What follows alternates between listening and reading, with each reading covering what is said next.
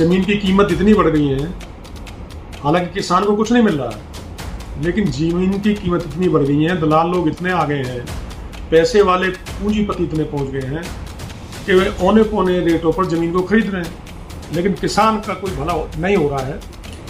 नहीं, किसानों की छाती पर पैर रखकर अथॉरिटी विकास कर रही है। अच्छा।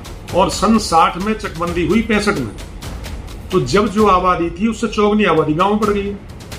जो गांव की आबादी बड़ी हुई है उसको भी छोड़ने के लिए तैयार नहीं। तो आप जी क्या कहेंगे, गौतम बुद्ध नगर में जिस तरीके का जेवर एयरपोर्ट बन रहा है, वहाँ के किसान के लिए ये बात उनके लिए हित में है या फिर ये विनाश की तरफ जा रहा है? देखिए,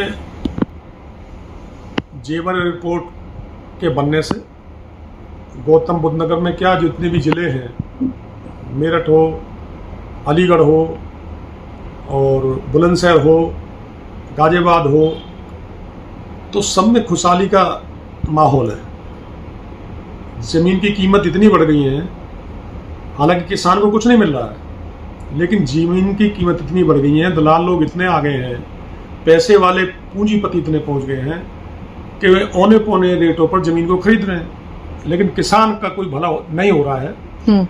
और जो वहाँ पर फैक्ट्रियाँ लगी हुई हैं, उनमें भी किसान के बेटे को रोजगार नहीं मिल रहा है।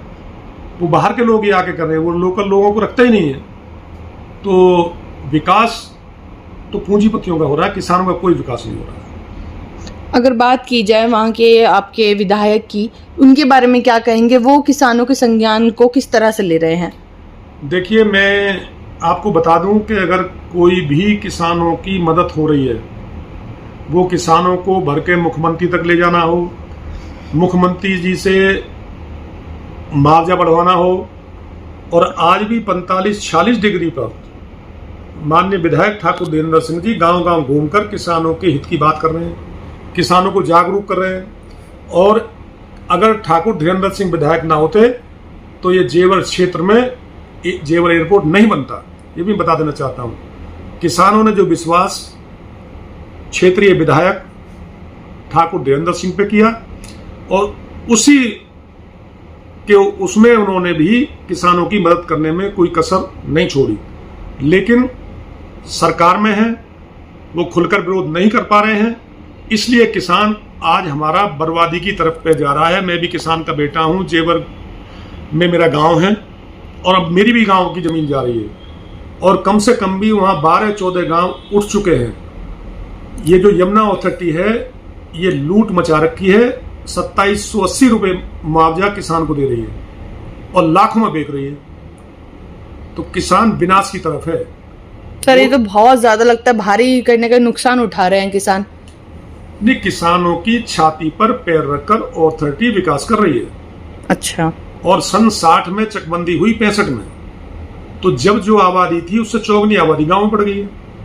जो गांव की आबादी बड़ी हुई है उसको भी छोड़ने के लिए तैयार नहीं। तो आपका मतलब है कि अथॉरिटी इस चीज का फायदा उठा रही है? अथॉरिटी सबसे ज्यादा इसी का फायदा उठा रही है, अफसरशाही फायदा उठा रही है। और अगर थोड़ी बहुत किसान को मदद मिली है तो वो ठाकुर धीरेन्द्र सिंह की वजह से मिली है।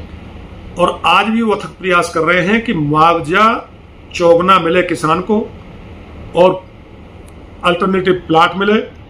और जो बेरोजगार हो रहे हैं मजदूर किसान भी तो है ना, जो खेती पर आश्रित है, उनका क्या होगा? किसान के बेटे का क्या होगा?